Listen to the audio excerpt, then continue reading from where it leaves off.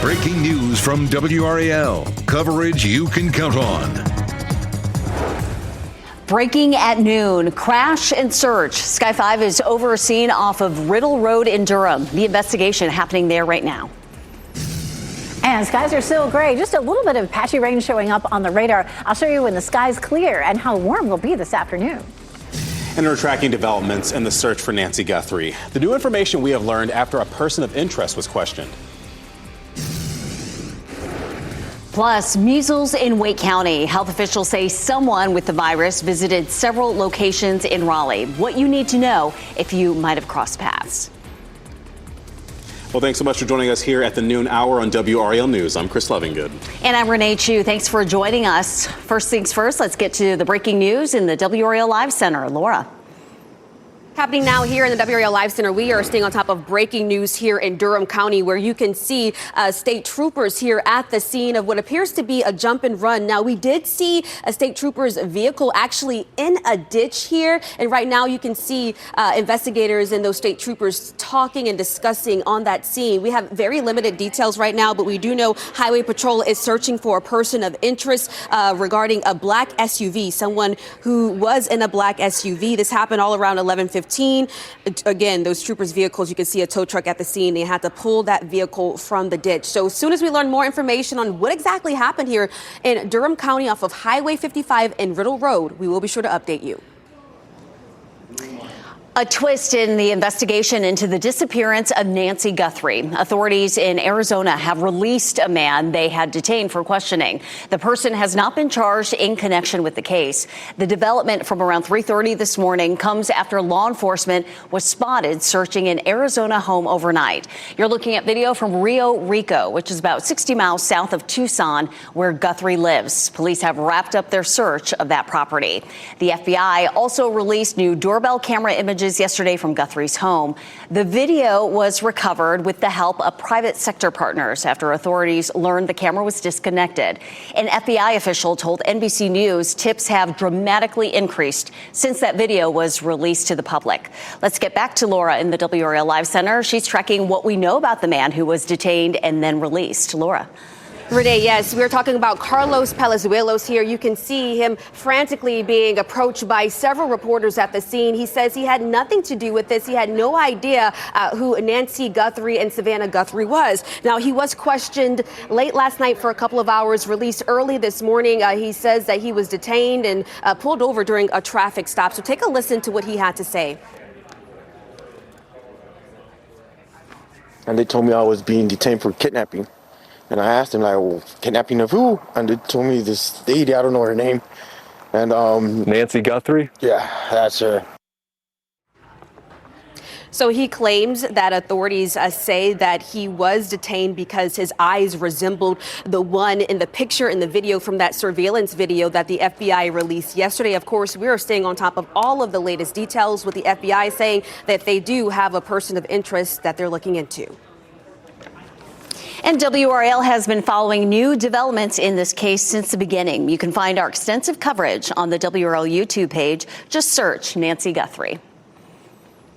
And new at noon, showers are moving out of our area after a somewhat wet morning for our southern communities. And now it's all about savoring the warmer weather before, well, the rain returns this weekend. Elizabeth Gardner's tracking that right now. Yeah, we're looking at most of the rain moving out of the region, but we do have just a couple of patchy showers that are showing up out there right now. However, most of those are not reaching the ground, and it's almost over. We're beginning to see a little bit of blue sky in a few places. Our hour-by-hour rain chances as we get into the 1 o'clock hour, just 20%. And then after that, we'll see some nice clearing, and then we're going to be done with the rain for a while. We take a look here at downtown Raleigh, looking at just a couple of holes in the clouds. And so those holes will get bigger and bigger as we head through the afternoon. Our wind has already shifted to northwesterly. And of course, that means that our front has moved through. That will help to bring us some drier air and some cooler air as well. But it's already 62 degrees, and it'll take some time for that cooler air to get here. Looking very comfortable outside right now. 65 in Southern Pines, 63 in Rocky Mount, and 57 in Roxborough. Temperatures may gradually gradually drop as we head through the afternoon, but we shouldn't drop back into the 50s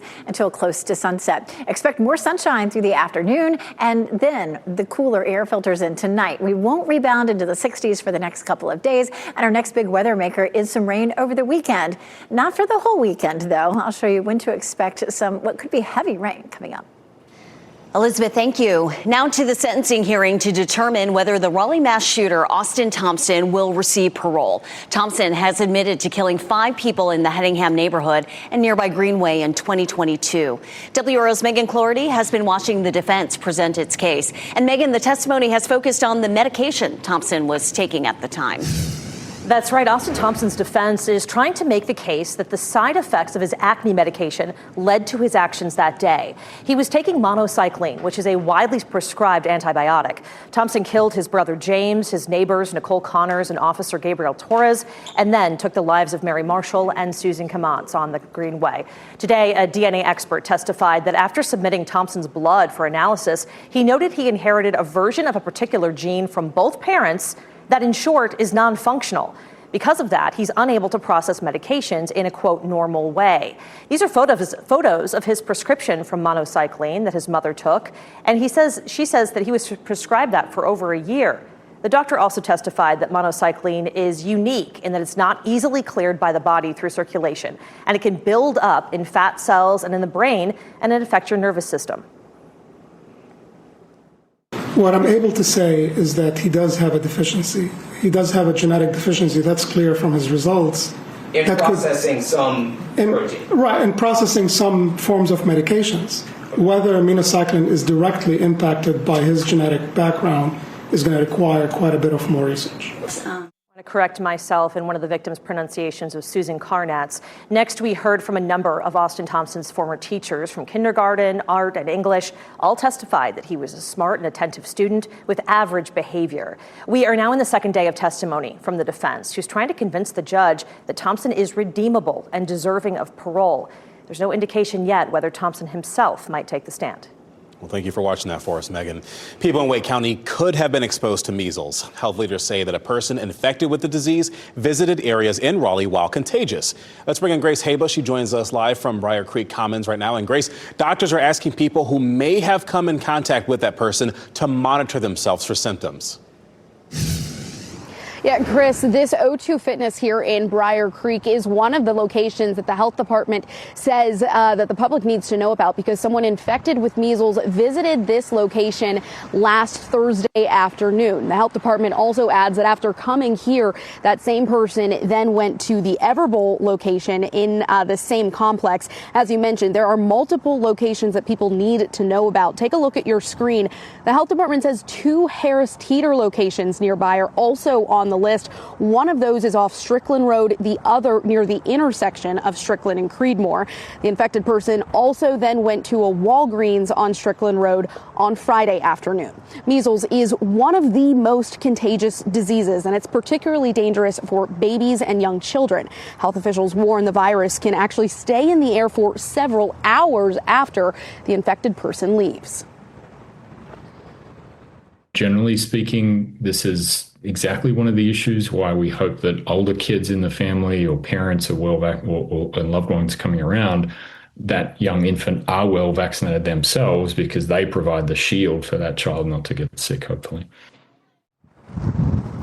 The MMR vaccine is recommended for people 12 years and older. Getting both recommended doses can provide 97% lifetime protection against measles. Now, we have a list of all of these locations related to this most recent potential exposure risk. You can find those right now on our website, along with the times that the health department says should be of most concern of when that person was there. And anyone who has visited these areas, especially if you are not fully vaccinated, should monitor for symptoms and be in touch with your family doctor. Reporting live in Briar Creek, Grace Haba, WRAL News. This morning, Cary's mayor gave the annual State of the Town address. WRAL's Ken Smith joins us now with the big takeaways from that speech and how the town plans to move forward amid the current fraud investigation. Ken. Emily, that investigation is linked to the former town manager, Sean Stiegel, who is currently under investigation. In his address, the mayor talked about trust, improving communication with the public, and more transparency, including the upcoming budget process. He talked about the findings of a recent independent audit that found a handful of unethical practices, but the town was deemed to be strong financially. Mayor Weinberg also detailed why town leaders felt it was necessary to part ways with Sean Stiegel. The inadequate financial reporting. We were told one thing when reality was something else as far as our finances. The lack of transparency, telling staff one thing, telling council members another thing, and vice versa, and playing council members against each other. And then he created an environment amongst the staff that worked closest to him that was toxic. Well, the state auditor is also looking into Cary's finances. Mayor Weinberg acknowledged the town will be cleaning up the financial mess Stiegel left behind for weeks and possibly months to come. That was just a small sample of the many topics the mayor covered in the State of the Town address. You can watch his full remarks on our website, WRAL.com. A road with a giant sinkhole is set to reopen tomorrow. Olive Chapel Road in Apex has been closed since last summer, and Sky 5 was above that damage there back in August. Heavy rain and flash flooding caused a drain pipe to collapse. The latest U.S. jobs report shows stronger than expected growth in January. Today's report indicates the U.S. economy added 130,000 positions. That's more than 50,000 more than predicted, according to FactSet estimates. Unemployment dropped to 4.3%. These January jobs numbers were set to be released last week, but the report was delayed due to the partial government shutdown earlier this month.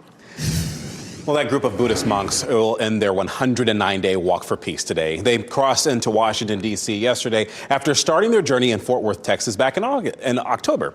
The monks addressed a large crowd yesterday at the Washington National Cathedral, and today they're going to end their journey at the Lincoln Memorial. They visited 8 other states on their journey, including, yes, here in North Carolina, you may remember. Durham Public Schools has fired its senior executive director of employee relations. This comes amid an investigation into reports that a child with autism was tied to a chair. Aisha Hunter's termination was approved Tuesday night. She had been suspended with pay since December 19th. Hunter was charged last week with 6 counts of felony obstruction and 2 counts of perjury. Her attorney did not immediately respond to a request for comment. 2 other district employees were also charged in the case. Rethinking future Olympics, why the people behind the games are considering a rescheduling of future events. Plus, love scamming, how thieves try to steal your affection and your money for Valentine's Day, and ways you can protect yourself. Coming up next, sea storms moving in with WRAL's exclusive Dual Doppler 5000, sponsored by the WRAL Weather app. Download now for live radar.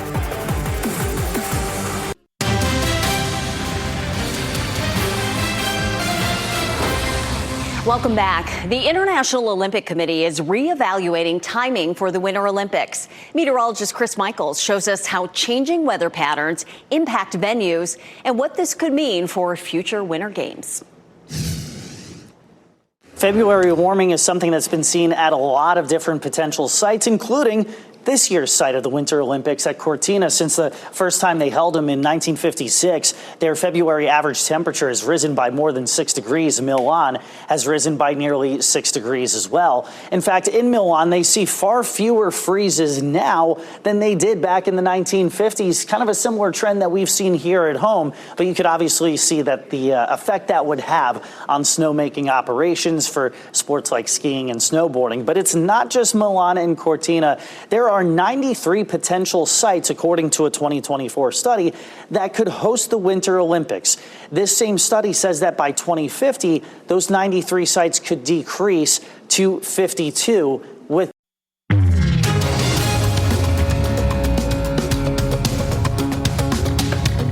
Five on Your Side is monitoring your consumer news. The Super Bowl ratings are in, and they are leaving a mark in the history books. And Hershey's is giving sports fans a chance to get their own edible gold medal. Maribel Avers shares more from the NASDAQ market site in New York.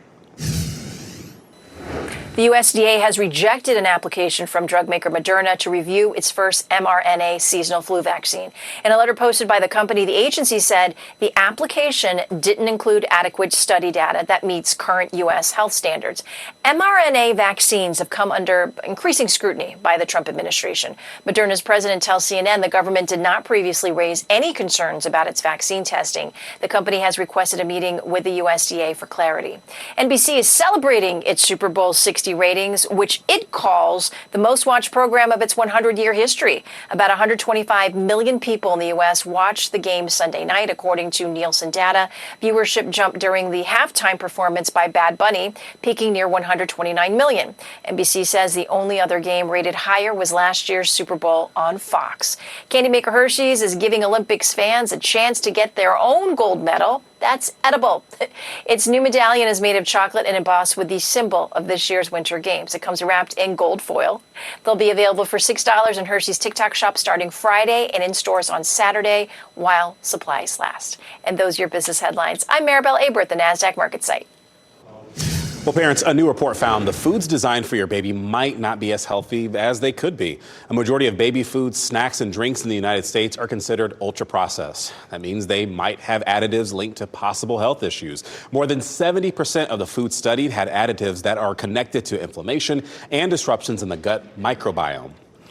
Whether you're using a GLP-1 weight loss medication or trying to diet on your own, it's important to make sure you're not losing weight too quickly. Otherwise, you could risk losing muscle mass as well. Doctors warn losing that muscle can compromise your immune system and slow your metabolism. So if we can try to slow down that rapid weight loss a little bit, and then as we're losing weight, we maintain adequate muscle mass by doing light resistance training and making sure you're meeting your protein needs. Dr. Zampano, who you just heard from, says the recommended pace to lose weight is about 1 to 2 pounds a week. People with more weight to lose could notice a bigger drop at first before it slows to that pace. Your time is 12:26. The search for Nancy Guthrie. Investigators took a man into questioning and later released him. What he is sharing about his experience. Plus, airspace open. El Paso's airport is operating again after a 5-hour ground stop this morning. The cartel drone issue that led to the closure. And we do have a look at your winning NC Education Lottery numbers right here on your screen.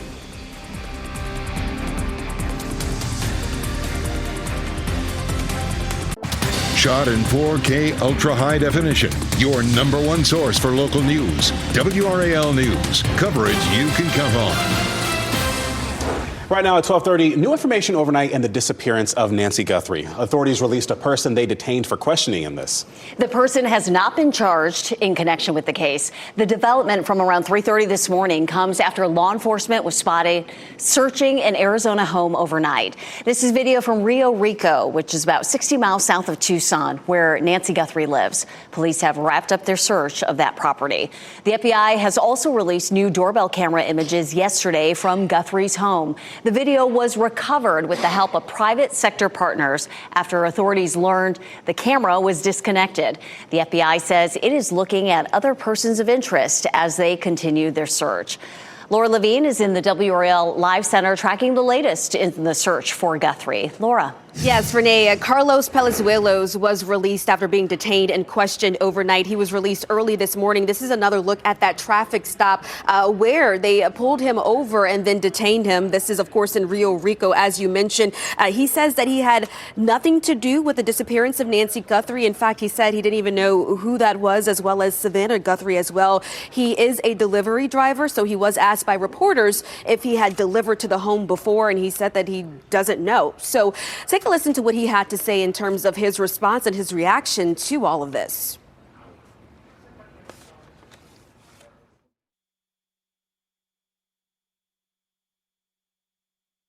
So what are you going to do now? Oh, try to clear my name. I didn't do anything. Well, this is your name again? And I hope they get the suspect, because I'm not it. Yeah, so you can tell that he was really confused by all of this, visibly really shaken up. So, of course, we're going to stay on top of everything when it comes to the disappearance and search for Nancy Guthrie. Kash Patel, the FBI director, says that they are looking into a person of interest. Laura, thank you. WRAL has been following new developments in this case since the beginning. You can find our extensive coverage on the WRAL YouTube page. Just search Nancy Guthrie. The FAA has resumed flights from the airport in El Paso, Texas, and WRAL's Elizabeth Holmes is here to talk a little bit more about that. Elizabeth, they say the ground stop was because of Mexican cartel drones. Chris, this comes about 5 hours of what was supposed to be a 10-day closure. The agency said it was for special security reasons. This morning, the Secretary of Transportation, Sean Duffy, said the closure was in response to a Mexican cartel drone incursion. He posted on X saying the threat was neutralized and there was no danger to commercial flights. But this morning, travelers were scrambling to find new ways to their destinations. We don't have that much information. You wake up in the morning and, they're telling you, oh, don't bother going in, it's closed. And I'm like, how could a whole airport be closed? Now, at this point, all flights have resumed as normal. This morning, Mexico's President Claudia Sheinbaum said that there was, quote, no information on the use of drones on the border and that she is going to look into the cause. Quite the disruption. Elizabeth, thank you. The WRAL Breaking News Tracker was at the scene of a law enforcement investigation in Durham early this morning. Sheriff's deputies were looking around a home on Cheek Road. That scene cleared around 5:30 this morning after more than 2.5 hours. We've reached out to the Durham County Sheriff's Office to find out what they were investigating. New developments in a deadly shooting in Garner. Police are asking drivers if they saw anything leading up to the shooting that happened Monday night to reach out to them. Garner police say they found Joseph Adams inside a car in the middle of Timber Drive. He was taken to the hospital, and that's where he was later pronounced dead. Police say that he was less than 3 minutes from his home. Adams was a husband and father to 5 children, and his friends and family are at a loss for words and are calling on the person who killed him to turn themselves in. I don't know what to say. I don't know how to feel. I've been numb. It's a different type of feeling. I lost my brother. Turn yourself in, man. You don't know who you took from us. Anybody that knows, ever met Joey Adams will remember Joey Adams. He'll hold strong in your heart. Police are still searching for a suspect. And if you were on Timber Drive between 6:30 and 7:30 Monday night, you are being asked to contact Garner Police. The number is right there on the banner on the bottom of our screen. And you can also find it in the story on WRAL.com. We are learning new details that are raising questions about what President Donald Trump knew about Jeffrey Epstein years before Epstein's crimes became public. According to newly released documents, Trump called the Palm Beach Police Department around 2006. This was shortly after investigators began looking into Epstein. The document shows that Trump reportedly told police that people knew Epstein was, quote, disgusting, and that Trump said he once left an encounter with Epstein because teenagers were present. The DOJ says there's no evidence this call actually occurred. Trump has said that he cut ties with Epstein in the 2000s and denies knowing about his crimes. Governor Josh Stein and Republican lawmakers are fighting over what the governor calls an unconstitutional power grab. The issue is about who should be in charge of conducting elections in North Carolina. The governor of our state has been in charge of elections for a century until last year. The legislature defended the change in court yesterday. They say they can take power from any political office in North Carolina. Stein's attorney argues that voters need to know what powers and duties politicians might have before deciding who to vote for. And just a heads up, in-person early voting starts tomorrow. People have until next Tuesday to request an absentee ballot. Primary election day is March 3rd. And we do have a full list of the key races to watch in the NC Capitol section of our website. Looking ahead, President Trump is scheduled to visit Fort Bragg this week. The president and first lady plan to meet with military families and members of the special forces who carried out the operation in Venezuela to capture Nicolas Maduro. They will travel to Fort Bragg on Friday. And Senator Bernie Sanders will also be coming here. He'll be in Durham on Friday. He's going to speak at the Durham Convention Center alongside Durham County Commissioner Nida Alam. Alam is trying to beat incumbent Congresswoman Valerie Foushee in the Democratic primary next month. And happening now here in the WRAL Live Center, the sentencing hearing for Austin Thompson has really been entering its second week. And we now know the defense has been presenting its case, but now they're recessing until tomorrow. So no more evidence from the defense we'll hear today. But these are some of the bullet points that we're going over and have been covered. Today, we did hear from a doctor who is a DNA expert. He testified that Thompson inherited genes that make it difficult to process medication. The defense is also arguing that the acne medication he was on had side effects that caused his actions on the day that the 5 people were killed. The doctor did say while he has trouble processing medication, it's unclear from the blood work analysis whether his body would react adversely to the acne medication. And we also heard from former teachers who knew Austin Thompson. They say that he wasn't acting strangely or had any signs that he could be capable of doing something like this. So, of course, we're going to continue to follow everything when things pick up tomorrow and the defense continues to make its case. Living her dream, why our Teacher of the Week has always felt the pull of the classroom. And boosting school security. Why the plan for Wake schools also includes replacing terms such as Code Red.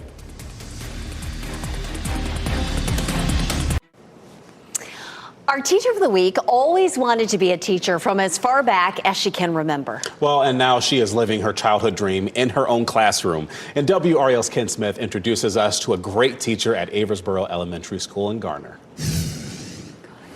Beautiful. All right, I'm going to give you a word. The word to describe Anna Thome when it comes to teaching is enthusiastic. Do we need Kicking King by himself? No. No, but good job listening for your sound. Ms. Thome is always eager to find ways to make sure her kindergarten students at Aversboro Elementary are learning and thriving. I grew up in a neighborhood that had a lot of younger children, and I was always the oldest. And, I would grab all of the neighbors, and we would play school, and I babysat all of them for free, and it was just kind of always something I wanted to do. Now, let's look at Cashton's sound. What sound does Cashton have? Ms. Thome remembers back in high school as an intern getting a chance to do what she's doing now professionally.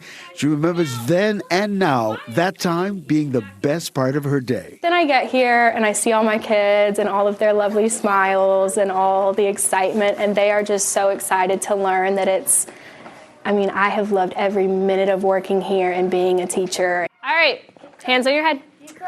Hands on your shoulders. Ms. Thome says one of her greatest joys is seeing her young students evolve over the course of a school year. They get taller, they get smarter, and you get to watch all of that happening in real time. It's a very proud moment to watch them, not even just for me. I'm proud of myself for getting them there, but I'm so proud of them for being able to get themselves there.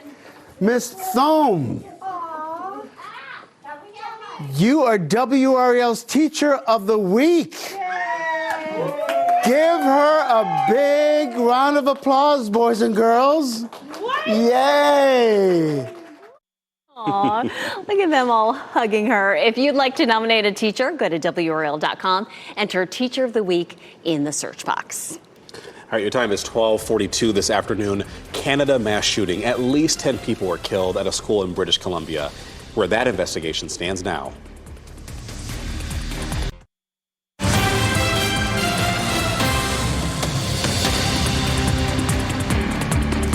Happening now here in the WRAL Live Center, we are following a serious crash on I-95 South here in Fayetteville. You can see the backups here on the interstate. This is a serious crash that will likely last until 2 p.m. near Roslyn Farm Road. Drivers are being asked right now to take exit 33 and turn left onto US 301 South and then continue onto US 301 South to re-access I-95. Again, this road closure, all lanes being closed here, will likely last until 2 p.m. Laura, thank you. A shooter killed 9 people in a rare school attack in British Columbia, Canada. The female shooter is also dead. New video shows students running out of the school. Authorities say 7 people were shot and killed there. 2 more were killed at a nearby home. Authorities say the shooter appeared to have died from a self-inflicted gunshot. The small community of Tumbler Ridge is devastated as investigators work to learn more. As British Columbians, I know that one of the things we do best is look after each other, and I'm asking British Columbians to look after the people of Tumbler Ridge tonight. About 25 other people were hurt in this attack as well. There's still no word on a connection between the shooter and the school.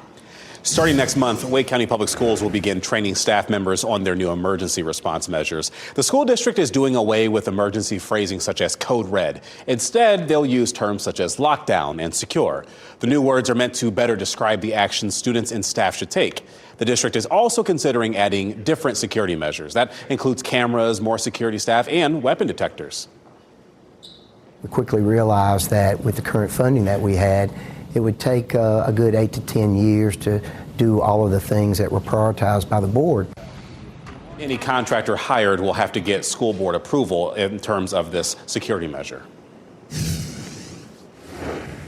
We have cloudy skies out there, and maybe some places are seeing a little bit of sunshine. It still feels very mild out there. It does. I haven't even been able to step outside, but I've been just watching the numbers, and we're in the low 60s now, so that's nice. Enjoy. Yes, our normal high is in the mid 50s, so it's not too far over normal. But my goodness, it's been so cold, for the last 3 weeks or so that it feels like spring has arrived. Our cold front has slipped southward and taken the rain along with it. Skies are beginning to clear, but our wind is coming out of the northwest at this point, and eventually that will cool us off. You'll notice the difference for tomorrow morning. Here's dual Doppler 5000 radar. Again, pretty much the rain is over. There are a couple of sprinkles showing up in a few places just east of I-95, but that's mostly out of here too. We take a look here at Zebulon, and you can see the sky here, a little bit of cloud cover, but some holes in the clouds starting to break out. It's going to start to feel a little bit cooler as we get through the afternoon, as that wind is coming out of the north-northwest at around 8 miles per hour. But it hasn't dropped our temperatures yet. We're sitting at 62 currently,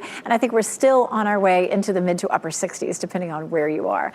The rain for today is over, but we're definitely looking at another round over the weekend. Earlier, it looked like it could affect Valentine's Day. That no longer looks like the case. It looks like it'll be pretty much an all-day Sunday into Sunday night sort of event. And because it will be with us for so long, we have high hopes that we're going to end up with at least an inch of rain or more. We desperately need a soaking like this, not just for the weekend, but we really need to see, this once a week or twice a week all the way through the spring to really catch up and be ready for what is always a hot summer. So, well, it looks like we're going to get it on Sunday. We've had so many chances with, a system like this rolling through, and then it just weekends before it gets here and doesn't send us that rain.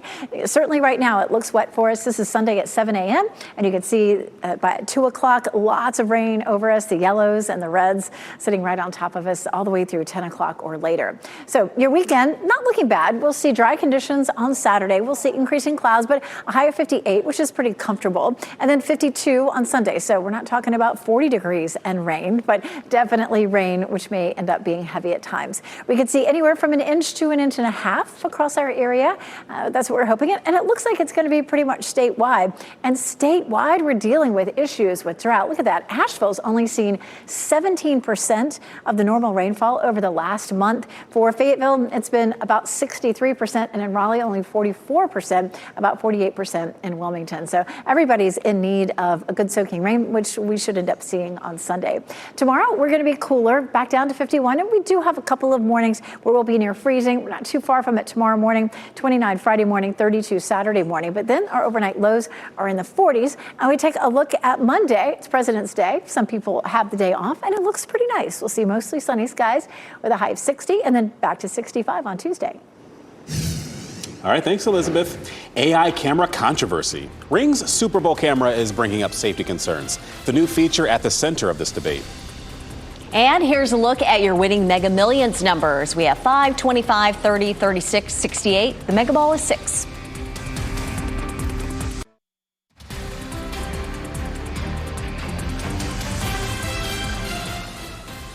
As we wrap things up, here's a look at a few of the headlines we're following for you today. NC Highway 55 is blocked in Durham near Riddle Road and Glenview Memorial Park. Sky 5 video shows a state highway patrol car in a small ditch on the side of the road and a tow truck on the scene. We are working to learn more about what caused the crash, if anyone was injured, and when that road is expected to reopen. A new case of measles was confirmed in North Carolina today, this time in Johnston County. It's the county's first measles case since 2018. There was also a case reported in Wake County last night. Public health officials identified 5 locations around Raleigh where there were possible exposures. The State Department of Health and Human Services says North Carolina has had 18 cases of measles since December. Cary's mayor gave the annual State of the Town address, and in it, Mayor Harold Weinbrecht talked about trust and improving communication with the public and more transparency, including the upcoming budget process. He talked about the findings of a recent independent audit that found a handful of unethical practices, but the town was deemed to be strong financially. Weinbrecht acknowledged the town will be cleaning up the financial mess that the former town manager, Sean Stiegel, left behind for weeks and possibly months to come. Heads up if you drive in downtown Raleigh. Part of Hargett Street will close starting today through Sunday for crane removal at the new City Hall site. Detours will be in place and pedestrian access will remain open.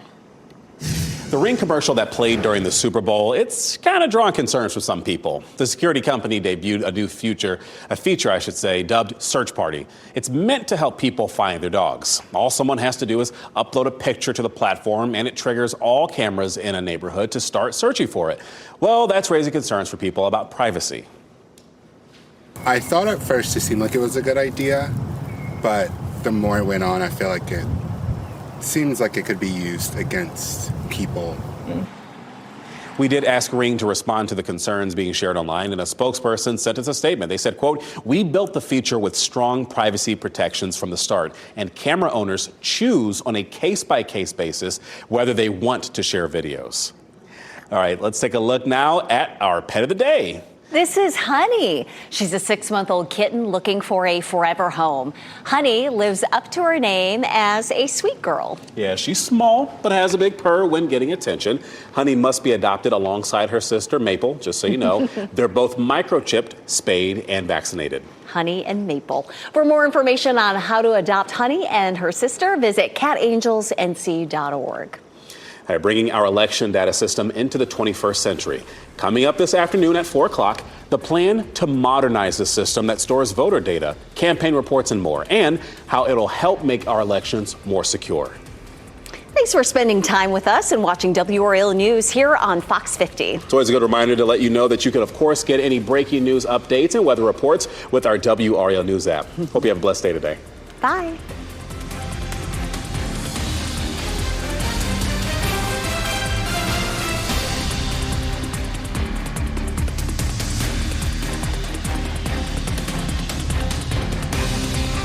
Keep watching WRAL News over the air Channel 34 and Spectrum Channel 1257.